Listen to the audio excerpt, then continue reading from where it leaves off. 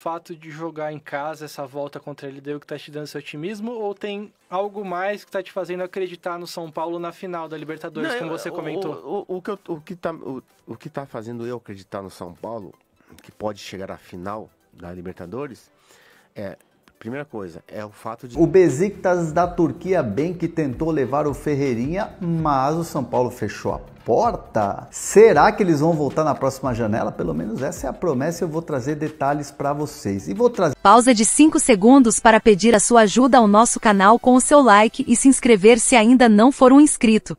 Agora, Nirvana, agora eu quero saber, tô brincando.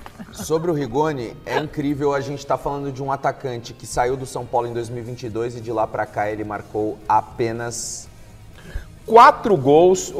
Eu tô boca aberto aqui, porque eu tô conversando com o Bacégio, conhece tudo do São Paulo Futebol Clube, assim como a Marina, e a gente tá trocando figurinhas. Ele falou, em 4 anos, Michele, o jogador que o São Paulo contratou, né?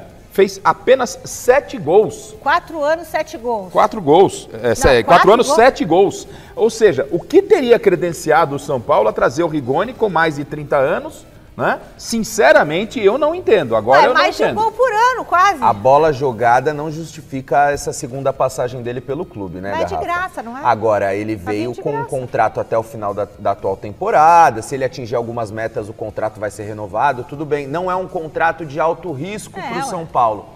Mas não havia jogadores com números melhores e com um desempenho melhor para chegar para compor elenco? Porque o Rigoni chega para compor elenco.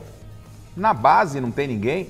Será que na base não tem ninguém? Gente, a gente tá falando de um atacante vive de gols, né? Aí você contrata um atacante que faz 7 gols em 4 anos. O Volpi tem 16 gols nesse mesmo período. O Volpi é goleiro, só que é tudo de pênalti. O Guinegão, quanto tem? em 5 jogos fez 4 gols.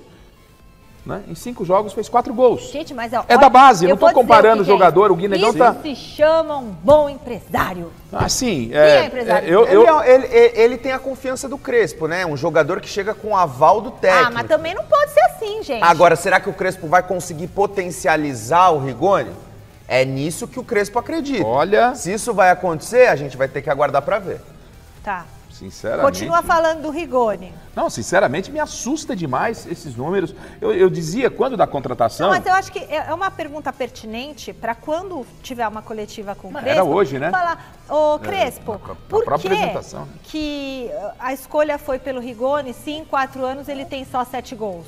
Sim, eu acho que essa explicação cabe à diretoria do São Paulo, cabe também ao técnico Hernan Crespo, como disse o Bacete. Por quê? Porque de repente foi ele ele vai falar que assim, indicou. não, é porque ele ajuda nisso, aquilo, sei não, lá, ele vai assim, ter uma explicação. É que quando veio a notícia, eu falei, é uma incógnita, mas é um jogador que já passou pelo São Paulo, que conhece o São Paulo e tal. Eu não tinha essa informação. Essa informação passada pelo Bacete, para mim aqui, né, não sou setorista do São Paulo, ela é muito emblemática. O Rigoni pode chegar e fazer o gol do título da Libertadores. Tá? Pode acontecer? Pode acontecer. É do futebol. Igual o Adriano fez um gol lá no Corinthians, é só aquilo que ele fez também, lembra? É isso, mas a avaliação foi contra o Atlético Mineiro. Foi um gol importante na campanha do Corinthians. Foi aquele gol. Mas por exemplo, a nossa avaliação tem que ser em cima do que está acontecendo. É uma aposta que para mim não cabe. Não se justifica. Não se justifica. Nem por parte do treinador e nem por parte da diretoria. Eu vou repetir, é tão impactante. Em 4 anos, um atacante fez 7 gols, velho. Que loucura é essa? Mas... Agora, se você pega o São Paulo nessa janela de transferências, vendeu a preço de banana o Henrique, o Lucas Ferreira, o Matheus Alves, o Rian Francisco está machucado, o Caleri está machucado, o André Silva está machucado.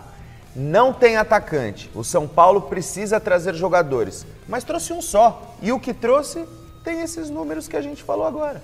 Nossa senhora, hein? Ontem o time sub-20 do São Paulo garantiu vaga nas oitavas de final do Campeonato Paulista da categoria. O tricolor empatou o primeiro jogo contra o Mauá em 2-2 e ontem venceu por 1-0 no CFA Laudo Natel. O gol do tricolor foi marcado ontem pelo Paulinho, que é uma grande promessa das categorias de base do tricolor, tá? Olho nesse moleque aí que joga muita bola também. O Nicolas, que vem agradando o Hernan Crespo, lateral esquerdo aí, foi titular na partida de ontem. O Luca também jogou, ele que já tá integrado ao time principal, mas por conta de ter voltado de lesão recentemente, ele tá jogando um pouquinho aí no sub-20, né, pra retomar a condição física. Isso já aconteceu com o Henrique Carmo, já aconteceu também com o Rian Francisco e vai acontecer com outros jogadores também. Lucas Moura e também o Ferreirinha estiveram ontem no CFA lá do Natel em Cotia para acompanhar a vitória do Trem-Bala de Cotia, né? Enfim, o tricolor aguarda aí a definição do seu adversário para ver quem que vai encarar nas oitavas de final do Paulistão. Bom, o Henrique Carmo, rapaziada, foi apresentado essa semana como novo reforço do CSKA. Ontem o São Paulo comunicou em seu site oficial a saída do jovem revelado nas categorias de base do clube. Como sempre, o clube não revelou os valores envolvidos pela transferência do jogador. O São Paulo não oficializa, o São Paulo não mostra os valores antes do balanço financeiro. O São Paulo só mostra os valores das negociações que faz, tanto em transferência de venda quanto também em compra, só mostra no balanço financeiro que tem que ser apresentado, né? Que é obrigatório, porque se não fosse obrigatório, o São Paulo também não apresentaria não, porque lá é a ditadura da Barra Funda. Eles não são transparentes para com o seu torcedor, isso é óbvio, mas a gente já sabe que o Henrique foi vendido aí por 6 milhões de dólares fixos, mais 1 milhão de dólares em bônus. É o que foi noticiado. Não se espantem se aparecer aí metade desse valor no balanço, tá, rapaziada? O São Paulo teria mantido um percentual visando uma futura venda. Inclusive, a rescisão de contrato de Henrique Carmo com o São Paulo foi publicada ontem no BID, Boletim Informativo Diário da CBF. Pelo time principal, o Henrique Carmo fez apenas 6 jogos. Não marcou gol, na verdade, né? Deu uma assistência. Pouco foi utilizado, né? Era uma grande promessa, uma das maiores dos últimos anos.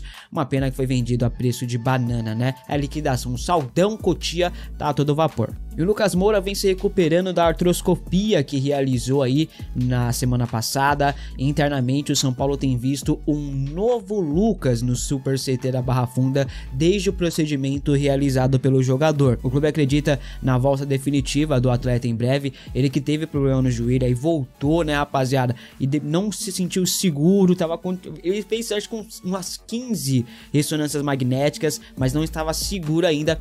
Até que foi fazer o procedimento de artroscopia, ele teve alta no mesmo dia. A artroscopia foi para uma retirada de uma fibrose que ele tinha no joelho, que estava limitando ele, que estava ainda ocasionando em dores no local. Agora o atacante está 100% recuperado e trabalha para retornar aos jogos. Existe uma pequena possibilidade de o Lucas jogar contra a LDU pelas quartas de final da Libertadores da América. Pro jogo de ida é no dia 18, dificilmente o Lucas estará à disposição, mas no jogo de volta pode ser que ele seja ao menos relacionado, tá? Se o São Paulo passar para a semifinal, aí certamente o Lucas Moura estará à disposição do técnico Hernan Crespo.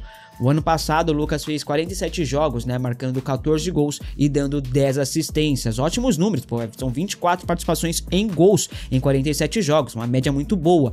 Esse ano, houve uma queda na média em relação à de 2024, até pelo fato de Lucas Moura ter feito menos jogos, né, isso seria normal. Esse ano, o Lucas Moura fez 17 jogos apenas, marcou 4 gols e deu uma assistência, 5 participações em gols em 17 jogos. A queda representa aí 43% na média em relação ao ano passado em participações em gol e quase 70% em relação à quantidade de jogos disputados, tá?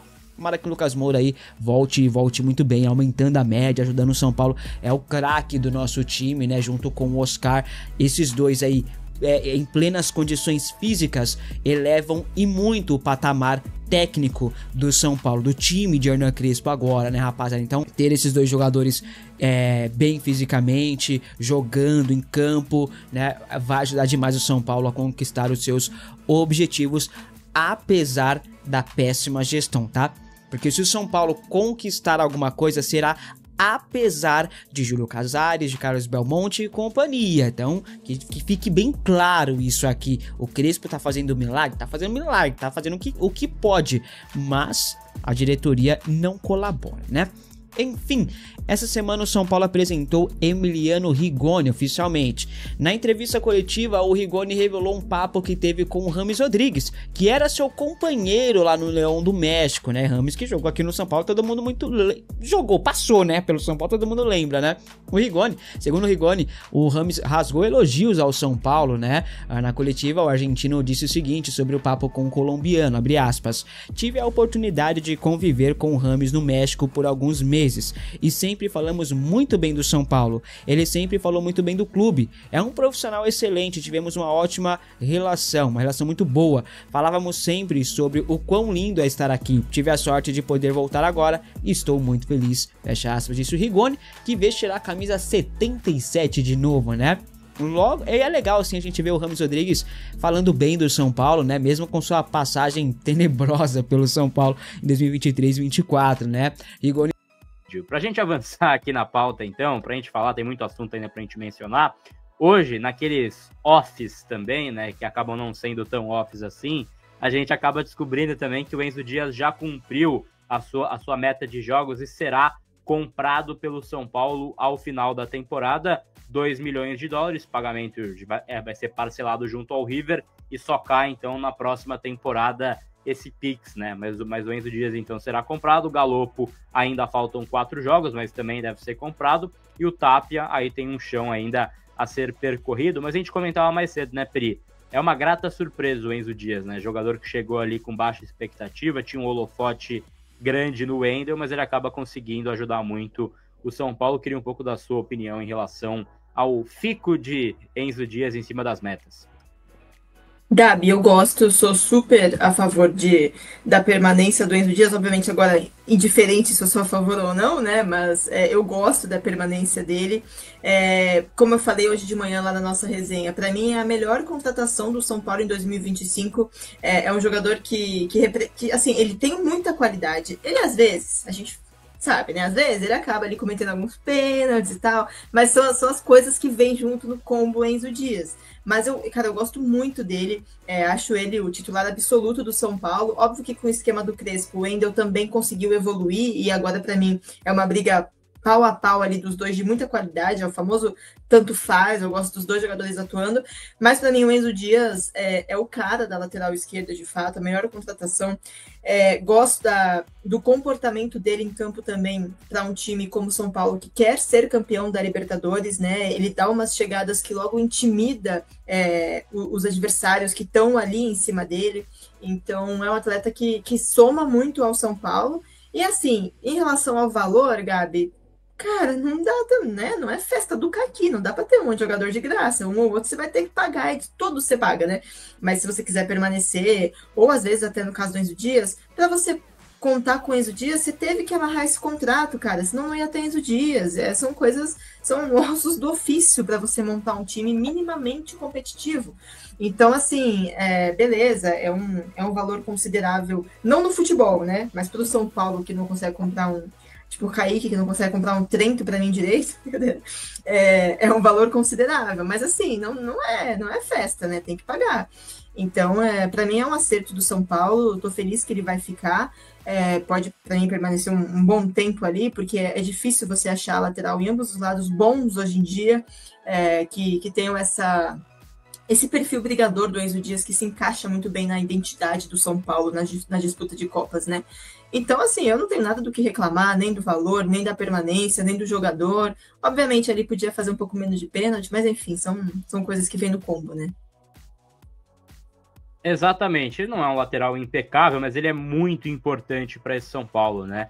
Tem esse espírito aguerrido e, cara, de novo, né? Quando a gente fala sobre essa busca por contratações, não existe almoço grátis, como bem pontuou a Pri, e não dá para achar um lateral que nos entregue o que o Enzo entrega por assim, esse valor, né? Para mim é um achado importante do São Paulo. 2 milhões de dólares hoje não é nada no futebol, e ele fica no São Paulo, então, cumprindo metas de jogos. Eu assim, gosto bastante desse modelo de contrato, JP, porque você amarra, de fato, um valor que não é um valor estratosférico, mas em cima de metas, né? Então, assim, ele tem que cumprir, ele tem que exercer a cláusula, né? Mas também tem que apresentar em campo, porque para ele jogar esse número de jogos, ele tem que estar apresentando algo, então ele tem que exercer essa cláusula para aí sim permanecer. Eu acho que assim, bastante de um mérito próprio do Enzo Dias, mas queria te ouvir um pouco em relação a essa permanência dele. E você falou de almoço, né? Aproveito para fazer essa comparação. Para mim, o Enzo Dias é aquele lateral que faz um feijão com arroz, mas é tipo o feijão com arroz que minha mãe faz, que minha avó faz, que são bem feitos, viu? Um feijão e arroz bem feito, porque o Enzo Dias é muito interessante. Ela dá carrinho no prato também, não? Oi? Ela dá carrinho no prato também, não? Só falta isso, viu? Só falta isso. Mas é um feijão com arroz muito, muito interessante, muito bom. Então, o Enzo Dias, eu faço essa comparação porque é um lateral que cumpre bem seu papel, lógico, que vai errar em alguns momentos, porque não é um lateral craque. Se até os craques, eu tava até assistindo um vídeo esses dias do outro CNPJ da Pri, inclusive, aqueles negócios lá de Sola 10, enfim, né, esses vídeos, falando sobre grandes voltas no futebol, e o pessoal falando do Felipe Luiz, que hoje é treinador do Flamengo. E, cara, o Felipe Luiz, que, um dos melhores laterais esquerdos da história, ele fez 3 finais de Libertadores ruins pelo Flamengo. Ele foi mal na final de 2019, machucou na final de 2021 e também jogou mal na de 2022, se não me engano, saiu lesionado também. Então você vê que um cara no nível do Felipe Luiz tinha jogos ruins também. O Marcelo, que foi lateral do Real Madrid, do Fluminense, fazia jogos ruins também. O Enzo Dias não vai fazer? Vai ter jogos ruins também do Enzo Dias, mas de fato é um cara que ajuda bastante o time do São Paulo, se tornou titular. Ele veio até numa emergência, porque o São Paulo estava naquela dificuldade de liberação do Wendel, quase que o Wendel não conseguiu, inclusive, a liberação já no início do ano em relação ao Porto. Então o Enzo Dias já veio naquela emergência para o São Paulo ter o lateral esquerdo, que já tinha perdido o Wellington, enfim. Mas rapidamente ele cai nas graças do torcedor, consegue ter boas atuações, e até quando o Wendel está à disposição, o Enzo segue como titular. O Wendel só entrou no time no trabalho do Crespo, porque o Enzo teve uma indisposição antes do jogo contra o Corinthians. O Enzo estava, inclusive, escalado como titular, saiu aquela escalação oficial com o Enzo jogando, só que ele teve uma indisposição estomacal e acabou ficando de fora da partida. Só que aí ele deu, entre aspas, o azar, né? Mas foi bom pro São Paulo que o Wendel jogou muito bem e aí ficou como titular até sofrer aquela lesão contra o Atlético Paranaense. Então é bom pro São Paulo que os dois estejam em bom momento, que os dois estejam bem, porque são 2 laterais muito importantes, são 2 jogadores importantes. E, cara, eu não tinha parado para pensar no lado que a Pri falou hoje, que ela falou que o Enzo foi a melhor contratação da temporada. Não tinha parado para pensar nisso, e de fato ele foi. Analisando as contratações do São Paulo em custo-benefício, em bola jogada, importância e titularidade, de fato o Enzo foi o melhor jogador dos contratados em 2025. Exato, o jogador conseguiu apresentar, né, um bom futebol dos que chegaram. O Oscar veio com uma expectativa grande, acabou não conseguindo firmar pela questão física. Acho que o Enzo foi a melhor movimentação até aqui da janela do São Paulo, mas a melhor será Juan de Neno, que fará 2 gols contra a LDU e sairá como herói, JP Ferreira. Essa é a visão do futuro que temos que ter. Eu admiro a visão que Gabriel Sá e Vitor Boni têm do futuro do São Paulo. São 2 caras com uma criatividade inigualável. Cara, vocês já viram o dia que o São Paulo estreia no Mundial esse ano? Dia 10, né? Dia 10 de dezembro. 10 de dezembro, qual que é o time mesmo, Gabi? Esqueci o time. Contra... O Pachuca, não é? Também. Não lembro se é o Pachuca. Mas então, gente, já 10 de dezembro, acho que é o pré-jogo vai começar mais ou menos que hora, você acha, Gabi? Pra planejar aqui na agenda. Porra, vai ser 24 horas de pré-jogo, né? Se tiver no Mundial.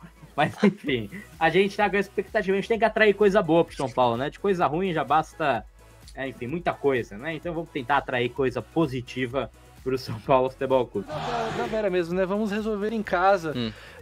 Isso é legal. Você jogar fora e decidir em casa. Sim. Eu falei no mesa ontem o seguinte: nas 2 Libertadores que eu venci, 9-2, 9-3, o Tele enfatizava bastante. Olha, vamos fazer a melhor campanha na fase classificatória pra gente sempre no mata-mata decidir em casa. E foi o que aconteceu. Nos 2 anos consecutivos, uns 3 anos consecutivos, o São Paulo sempre decidiu em casa. Por quê? Porque tinha a melhor campanha. Então o São Paulo desse ano tá assim. Vai jogar a primeira partida lá em Quito e vai decidir em casa. Aqui. Empata lá e ganha aqui, porque no Morumbi o São Paulo realmente atropela o LDU. E o São Paulo, o Morumbi tem uma aura da Libertadores. O São Paulo cresce, né? É diferente. É o que os torcedores do São Paulo falam, né? Noite de Libertadores é diferente no Morumbi. É só o fato de jogar em casa, essa volta contra a LDU que tá te dando esse otimismo, ou tem algo mais que tá te fazendo acreditar no São Paulo na final da Libertadores, como você comentou? O que tá fazendo eu acreditar no São Paulo, que pode chegar à final da Libertadores, primeira coisa, é o fato de estar disputando sempre em casa, decidindo em casa. Segunda coisa, o São Paulo tá jogando bem na Libertadores, né? Lógico, teve dificuldade contra o Nacional no jogo passado da Libertadores, na fase anterior, mas o Nacional é um time bom, tecnicamente. Quer dizer, a dificuldade da Libertadores é essa. É isso aí. Essa é a regra. Não tem bobo. Exatamente. Tem bobo. Então, ninguém vai pegar mamão com açúcar. É isso aí. O Flamengo vai ter dificuldade, assim como o Palmeiras. Quer dizer, então, e o São Paulo não vai ser diferente. Mas eu acredito que o São Paulo, em casa, o São Paulo, esse ambiente de Libertadores, a torcida, o time consegue superar as suas limitações e consegue vencer o adversário. É isso aí. Num embate ali com o Palmeiras na semi. Não, aí a decisão já é no Allianz. É no Allianz. Campo do Palmeiras. E nesse embate, quais seriam as principais forças para o São Paulo conseguir vencer? Olha, eu sempre digo que numa decisão, quem ganha geralmente a primeira partida, ele passa. Né? Justo. Então é aquele negócio, né? As duas vertentes do mata-mata, né? No mata-mata fora de casa, primeira partida, você empatou, você está com meio caminho andado. Foi o que aconteceu contra o Nacional. Verdade. Por outro lado, se perde 2-3, dificilmente tira a diferença em casa. Então acho que pro São Paulo, quantas vezes o time do Tele a gente foi jogar em Paraguai, Uruguai, Colômbia, a gente já levava um sufoco no adversário, conseguiu um empate assim. Sofrido, tá? Aí chegava aqui no Morumbi, a gente deitava nos caras. Porque é nosso campo, poxa vida, né? Então acho que o São Paulo, o mata-mata tem essas vertentes, entendeu? Interessantes e que acontece constantemente. Boa. E quando você joga assim, por exemplo, o jogador de São Paulo vai jogar em casa, tem os lugares, você tá ligado? Tem alguns lugares que você sabe, os lugares secretos do jogador, sabe? No campo. Tem uns detalhes que só quem joga lá sabe. Então isso ajuda muito o time. As referências, né? Pegar referência perfeito, Gabriel. Obrigado. Ele sabe melhor. Melhor que ninguém. O Wilson aqui, eu tive o prazer de ver o craque Miller jogar, mesmo sendo corintiano, admirava seu futebol. Vicente Silveira, sobre o Caleri, podemos falar sobre o Caleri daqui a pouco. Valquimar aqui, Miller é o comentarista mais lúcido para falar de futebol, sou tricolor por causa dele. Leonardo Vilas Boas também, falando sobre o nível técnico do futebol atual. Alessandro Sampaio, obrigado Miller pelo gol de 1993, eu tinha 9 anos na final da Libertadores, estava com meu saudoso pai. É uma maravilha, né? Essas memórias que um gol pode criar no torcedor, o cara vai lembrar para sempre. Cláudio Michelon de Piracicaba, tamo junto, Cláudio, obrigado. Legal que o nosso querido Vicente trouxe aqui o tema do Caleri. A gente tem notícia tanto do Luciano quanto do Rigoni para colocar aí na tela. O Luciano, que tem ganhado um protagonismo grande com o Crespo, retomando uma fase boa. Ele já tem o triplo de assistências em relação ao ano passado, não que seja um número imenso, mas ele teve só 2 ano passado, esse ano tem 6. Sim. E tem ele disponível e bem. O Ferreirinha atuando regularmente. O Rigoni chegou agora. Vamos ver como é que ele vai entrar. O Lucas de fora. Caleri de fora até o fim do ano, muito provavelmente. André Silva também, Rian Francisco também. Como que monta esse ataque do São Paulo, Miller, com esses que estão disponíveis? Luciano, Rigoni, Ferreirinha, Tapia, Dineno? Não sei se o Crespo vai... Eu acho que ele vai dar ele vai dar uma moral pro Rigoni.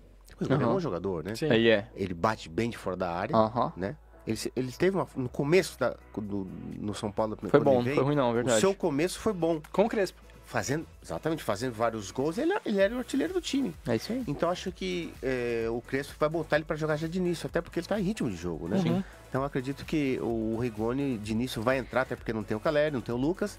Ele pode jogar ali de um meia, né? Meia atacante, ele sabe jogar ali, ele não é jogador de área, assim como o Luciano. Sim. São jogadores de chegar na área, né? Então acredito que Luciano, Rigoni, eles devem jogar juntos aí, ou lá ou aqui, Campeonato Brasileiro, mas com certeza o Rigoni vai jogar com o Crespo. Eu colocaria o ataque com Rigoni no lado direito, Ferreirinha no lado esquerdo, o Tapia como referência, mas assim, aquele cara de área só, e o Luciano como segundo atacante. O Tapia, na hora que entrou contra o Brasil, ia ser muito engraçado se ele fizesse um gol. Nossa senhora, mas, gente, o Tapia é caneludo, é isso aí, velho. Ele empurra pra dentro e é isso. Força, né? É força. Gente, 9 de área, é isso. Não espera muito do cara, não. Mas depende do jogo, né? Exato, sim, depende muito do que o jogo pede também, Acho né? que no Morumbi, no jogo de volta, eu não colocava o Tapia. eu colocar um ataque mais leve. Mais rápido. Rigoni, Luciano e Ferreirinha. Tipo, perfeito. Eu acho que esse ataque pro jogo de volta faz sentido. É o melhor. Agora, lá em Quito, não, já é diferente. Tem que entrar, eu acho que ele vai entrar com 2 atacantes e povoar o meio campo. Melhor. Bom, sobre o Ferreirinha, é o seguinte, o Besiktas da Turquia fez contato com o São Paulo, contato oficial, inclusive, com o São Paulo, né? Ligaram lá para a diretoria, mandaram aquela carta de intenção. Assim, o São Paulo trata como sondagem, mas a partir do momento que alguém do clube liga, é um interesse oficial, oficializaram um interesse, né? Não teve uma proposta com números, com valores, porque o São Paulo não abriu a possibilidade de conversa, porque o São Paulo simplesmente respondeu, olha, não estamos a fim de vender o jogador é importante. O Crespo não queria que fizesse negócio, evidentemente, né? E a diretoria falou, não temos interesse, Ferreirinha é um jogador importante, aquela coisa toda. Beleza, fechando a janela, hoje entraram em contato com os representantes do jogador e tentaram um empréstimo, só que aí a resposta foi, se vocês já tentaram falar com o São Paulo para um negócio, para empréstimo a chance é 0. E evidentemente seria 0 a chance do São Paulo emprestar o jogador com uma opção de compra, ou que seja obrigação de compra. Então o Besiktas segue de olho, ou pelo menos a promessa é que na próxima janela pode haver uma proposta oficial para tentar tirar o Ferreirinha em janeiro. Porque aí é aquela coisa, aqui no Brasil o calendário é o final de temporada e tal, e aí sim seria melhor para abrir uma negociação diferente agora, por exemplo, que o São Paulo disputa uma Libertadores. Então a promessa do Besiktas é continuar de olho no Ferreirinha e aí quem sabe tirá-lo no final da temporada. Vamos ver, vamos ficar de olho, vamos aguardar. É a promessa dos turcos, pelo menos nesse papo, nessa última tentativa. Certo?